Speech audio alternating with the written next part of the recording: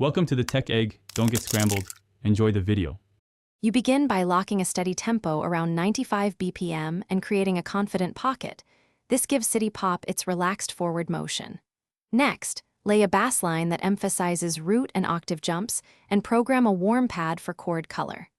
Once you have that, sketch the chord progression. Use IVI Roman 4V or Roman 2VI to set mood.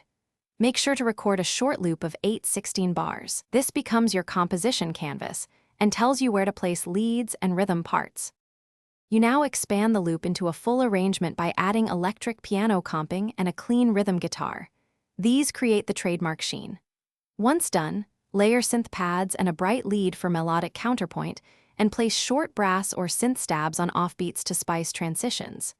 Make sure to structure verses, pre-chorus, chorus, and bridge with dynamic changes, drop elements, then reintroduce them. Also write a vocal melody with memorable hooks and call response lines so listeners can sing along. You finish by balancing levels and carving space. Tighten bass and kick with complementary EQ and subtle sidechain, then glue stems with gentle bus compression.